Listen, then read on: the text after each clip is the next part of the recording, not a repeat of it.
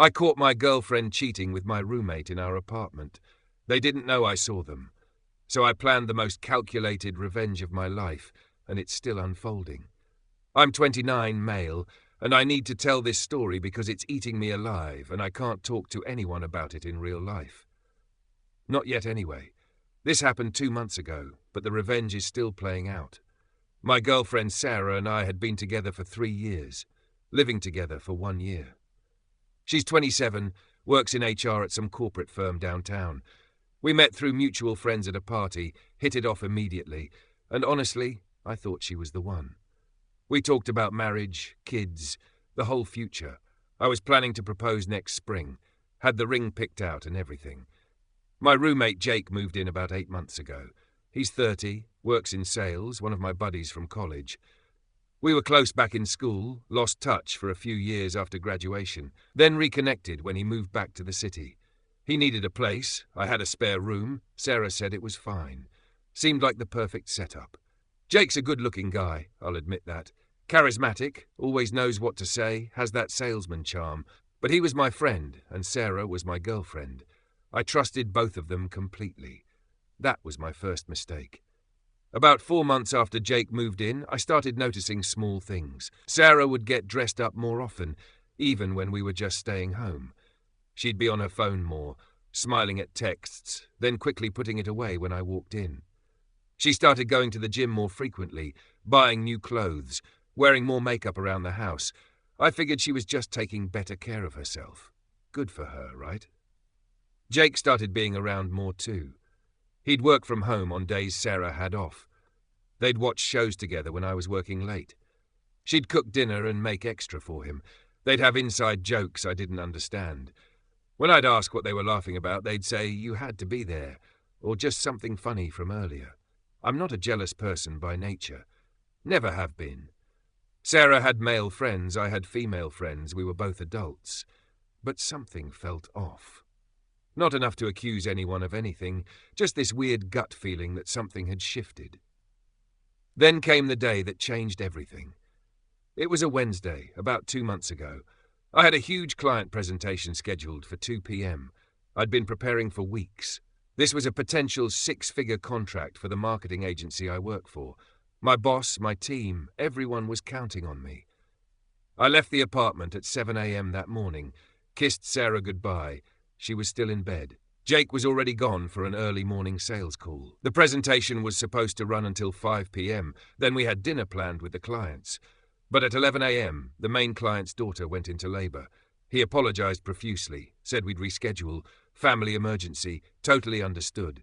So suddenly my day was free. I texted Sarah around 11:30. Client cancelled, heading home early. Want to grab lunch? She didn't respond right away, which was unusual. She's always on her phone. I texted again at noon. You there? I'm about 20 minutes away. No response. I figured maybe she was in a meeting or her phone died. No big deal. I stopped and grabbed her favorite sandwich from this deli she loves, thought I'd surprise her with lunch. I got to our apartment building around 12:30, parked in my usual spot. Walked up to our 3rd-floor apartment. Put my key in the lock as quietly as possible, thinking maybe I'd surprise her. I opened the door and immediately heard sounds from our bedroom. At first, my brain didn't process what I was hearing. Then it clicked. Those were intimate sounds, Sarah's voice, and a deeper male voice. My stomach dropped. My hands started shaking. I stood frozen in our tiny entrance hallway, grocery bag with sandwiches still in my hand, trying to decide what to do. Burst in? Leave? Call out? My heart was pounding so hard I thought they'd hear it. Then I heard Jake's voice clearly. What time did he say he'd be home? Sarah, breathless. Not until like 7. We have hours. Jake, laughing. Good, 'cause I'm not done with you yet. I felt like I'd been punched in the stomach. My roommate, my girlfriend, in our bed in the apartment I paid for, on a Wednesday afternoon while I was supposed to be at work. I should have confronted them. Kicked the door open, made a scene, thrown them both out. That's what any normal person would do. But something in my brain went cold and calculating instead of hot and angry. I quietly backed out of the apartment, closed the door as silently as I'd opened it, and walked back down to my car. I sat in my car for 20 minutes trying to process what just happened. Then I started thinking clearly, strategically. If I confronted them now, what would happen? They'd apologize, maybe cry, make excuses. Sarah would probably blame me somehow, say I wasn't giving her enough attention. Jake would say it just happened, and he was sorry. They'd probably try to minimize it, say it was a one-time thing, a mistake. But this wasn't a one-time thing. That was clear from their conversation. They had a routine. They knew my schedule. This had been going on for a while. So I made a decision. I wasn't going to confront them. Not yet. I was going to find out exactly how long this had been happening, gather evidence, and then burn their lives down in the most calculated way possible. I drove to a coffee shop and started planning. First, I needed proof. Lots of it. Not just for my own peace of mind, but because I needed leverage. I went to an electronics store and bought a small camera, the kind people use for home security. Tiny thing, looks like a phone charger, has an SD card that records motion-activated video. Bought 2 of them, actually. Got home around 3 p.m. Sarah was in the living room when I walked in, looking completely normal. Hair was wet from a shower. She was in comfortable clothes, watching TV. She smiled when she saw me. "Hey, babe, you're home early. How was the presentation?" I forced a smile. "Client had a family emergency, had to reschedule. I texted you, but you didn't respond." "Oh, sorry, I was in the shower and then I guess I didn't hear my phone. How was your day otherwise?" "How was your day otherwise?" The ease with which she said it. I wanted to scream at her, but I kept my voice steady. It was fine. "Where's Jake?" "I don't know. Probably at work." "Why?" "Just wondering." I went to our bedroom. The bed was made. Everything looked normal. But I knew what had happened in that bed just hours ago. That night, while Sarah was asleep, I installed one camera in our bedroom, hidden in what looked like a phone charger on the dresser. The angle was perfect. You could see the entire bed. The other camera I put in the living room, hidden in a bookshelf behind some books facing the couch. Then I waited. For the next 3 weeks I maintained perfect normalcy. Went to work, came home, had dinner with Sarah and sometimes Jake, watched TV, had sex with Sarah like nothing was wrong. It was the hardest acting job of my life, and the cameras captured everything. 2 days after I installed them, I had another late work day, except I didn't actually work late. I went to a bar a few blocks away and watched the camera feeds on my phone. At 7:30 p.m, Jake and Sarah were on the couch kissing. By 8 p.m, they were in my bedroom. I watched the entire thing. I won't describe it because, honestly, it made me sick, but I saved the footage. This happened 4 more times over the next 3 weeks. Always on nights I worked late or had evening commitments. They had it down to a system. They'd text when I left, Jake would come home early, and they'd have their time together. Then they'd clean up, act normal, and pretend nothing happened when I got home. The footage was damning. Hours of it. Clear video, clear audio, undeniable proof. But I didn't just want proof of cheating. I wanted to know everything. So I did something I'm not proud of, but I don't regret either. I cloned Sarah's phone. There's this app. You can use it if you have physical access to someone's phone for like 5 minutes. I did it one night when she was in the shower. Once it's installed, I could see all her texts, all her calls, her photos, everything. Mirrored to my iPad in real time. What I found was worse than I imagined. The affair had been going on for 7 months. 7 months. Pretty much since Jake moved in. They'd been planning it even before he moved in. There were texts from before Jake moved in where he told her, "I can't wait to be that close to you every day." And she responded, "I know, it's going to be so exciting sneaking around." They'd planned this. They'd manipulated me into this situation. The texts were disgusting. Not just about sex, though there was plenty of that. But they mocked me, made jokes about me, laughed about how clueless I was. She called me boring and predictable. He called me too trusting and said he'll never figure it out, the guy's completely oblivious. There were texts about my proposal plans. Sarah had found the ring somehow, looked through my stuff. She told Jake about it. They laughed about it. She said, "There's no way I'm marrying him now. Not after being with you." Reading those texts, I felt something inside me die. Not just my relationship, but my ability to trust anyone. These were the 2 people I trusted most in the world, and they'd been betraying me for more than half a year while I was planning a future with one of them. I could have confronted them then, but I wanted more. I wanted consequences, real ones. I started researching, found out Jake had a girlfriend before he moved in. They'd broken up around the same time. I found her on social media, sent her an anonymous message asking if Jake had ever cheated on her. She responded immediately saying yes, with multiple women, and that's why she ended it. She warned me about him, said whoever I was, I should stay away from him. I found out Sarah's company has a strict ethics policy.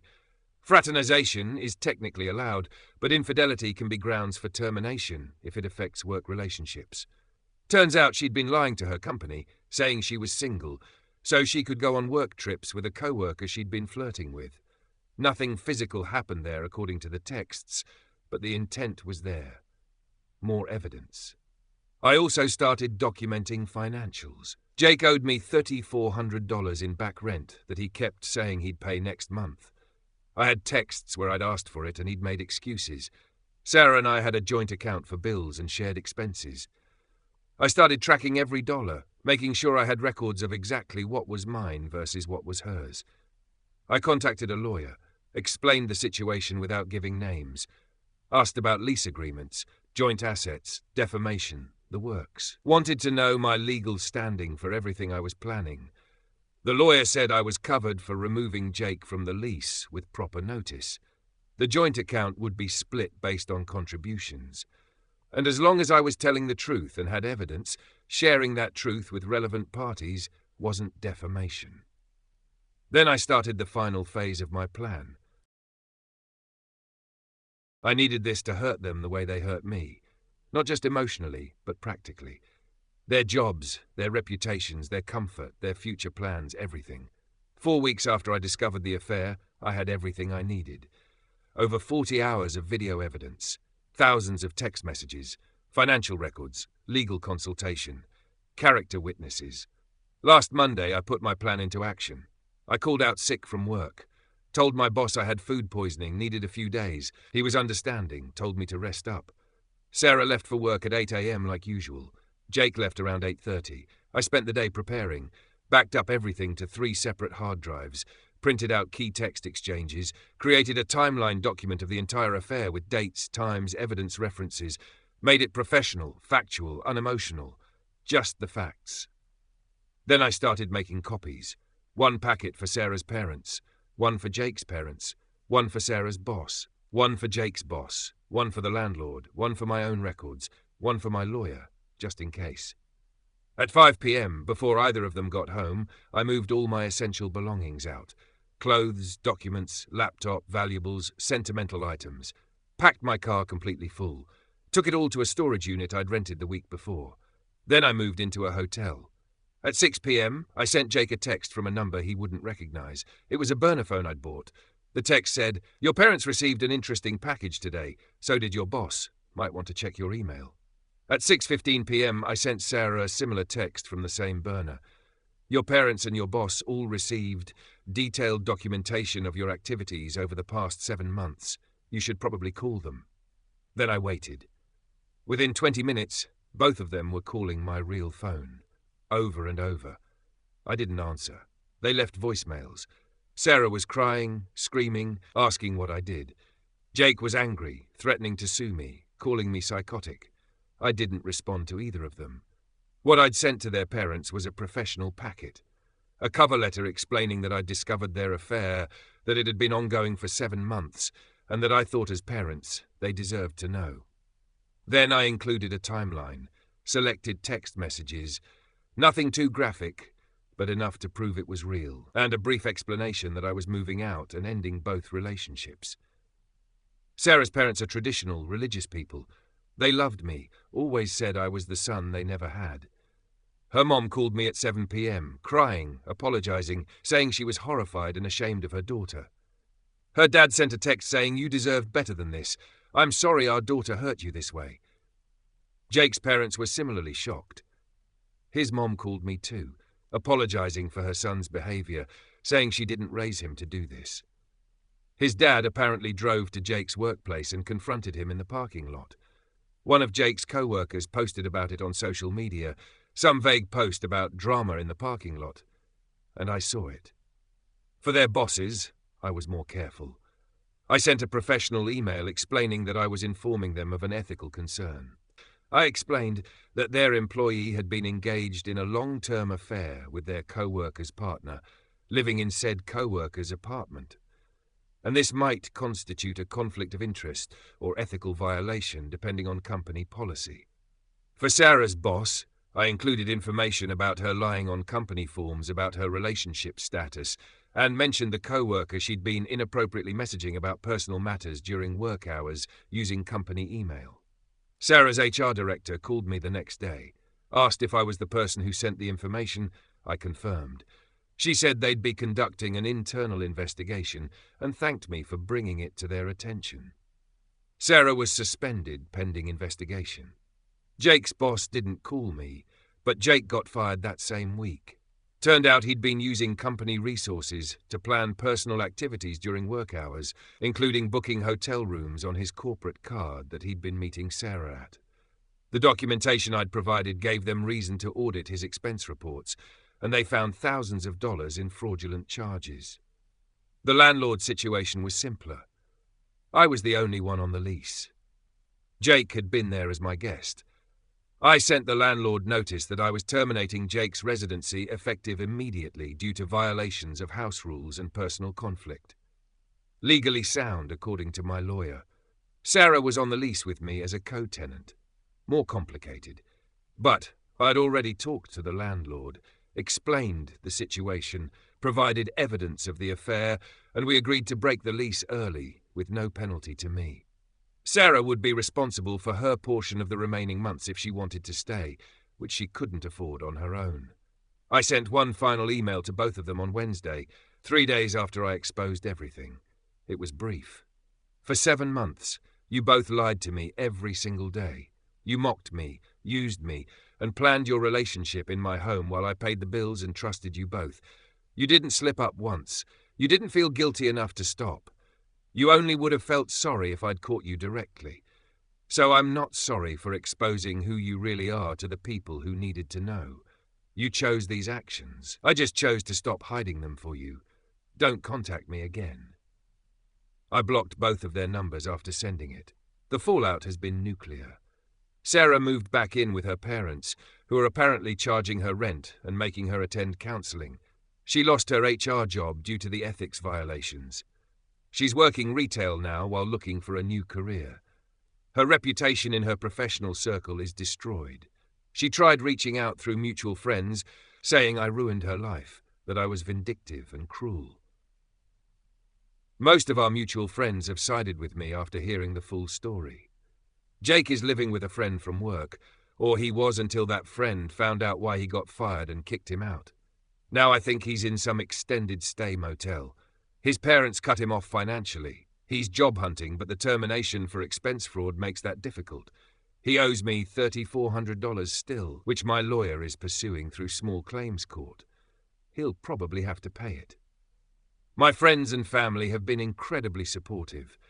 When I finally told them everything, showed them some of the evidence, explained what I'd done, most of them said I handled it better than they would have. A few thought I went too far with the parents and bosses, but most agreed they deserved to face consequences. My mom said something that stuck with me. You didn't ruin their lives. They built their relationship on lies and deception. You just removed the foundation. What collapsed was always going to collapse. You just decided when. Somebody asked me last week if I felt guilty, if I thought I went too far. Honestly, no. Could I have just confronted them, broken up with Sarah, kicked Jake out and moved on with my life? Yes. That would have been the mature thing to do. But they didn't just cheat. They planned it. They laughed about me. They used my home, my trust, my money to facilitate their affair. They were going to keep doing it indefinitely. Sarah was going to let me propose, probably say no, humiliate me, and then what? Run off with Jake while I picked up the pieces? They made choices every single day for 7 months to betray me. I made one choice to stop protecting them from the consequences of their actions. Do I feel good about it? Not really. The whole situation is depressing. 3 years with someone I thought I'd marry, gone. A friendship I valued, destroyed. My ability to trust people damaged, probably permanently. But do I regret exposing them? Absolutely not. Their parents deserved to know who their children really were. Their employers deserved to know about the ethical violations and fraud. Our mutual friends deserved to know the truth instead of whatever story they would have spun. And I deserved to not be the only one suffering while they got to continue their happy little affair at my expense. Some people will read this and think I'm vindictive, that I'm bitter, that I should have taken the high road. Maybe they're right. Maybe I should have just walked away quietly and let karma handle it. But karma doesn't pay Jake's back rent. Karma doesn't stop Sarah from lying on her next job application. Karma doesn't prevent them from doing this to other people. I'm not a vengeful person by nature. I've never done anything like this before in my life. But they didn't just break my heart, they disrespected me in my own home for more than half a year, while I trusted them completely. So yes, I made sure everyone who needed to know the truth knew it, and I'd do it again. I'm in therapy now, working through trust issues and betrayal trauma. It helps. My therapist says what I did was a trauma response, a way of taking back control when I felt completely powerless. She doesn't judge it, just helps me process it. I'm dating again, casually, not looking for anything serious yet, maybe in a year or two. For now, I'm focusing on rebuilding my life without them in it. I moved into a new apartment last week, 1 bedroom just for me. No roommates. It's smaller, more expensive, but it's mine. Nobody's betraying me here. Sometimes late at night I wonder what would have happened if I'd just confronted them that day. If I'd burst into the bedroom, made them face me immediately. Would it have felt better? Would I feel less guilty about the calculated way I destroyed their lives? I don't know. And honestly, I'm okay with not knowing. What I do know is that I'm sleeping better now than I did during those 3 weeks of pretending everything was fine. I'm not carrying their secrets anymore. I'm not protecting them from consequences they earned. A friend told me last week that living well is the best revenge. I think he's wrong. Living honestly is the best revenge. And I'm finally doing that. To anyone who thinks I went too far, that I should have been more forgiving, more understanding, I respect your opinion. But you didn't watch video of your partner and your best friend laughing about how stupid you are while they're in your bed. You didn't read months of messages mocking everything about you. You didn't plan a proposal for someone who was actively planning to reject it while sleeping with your roommate. So yeah, I exposed them. I made sure the people who gave them money, jobs, trust, and respect knew exactly who they were dealing with. And I'll sleep just fine tonight knowing I did. They chose to build their relationship on my suffering. I just chose to stop being the foundation. That's my story. Judge it however you want. I'm at peace with it.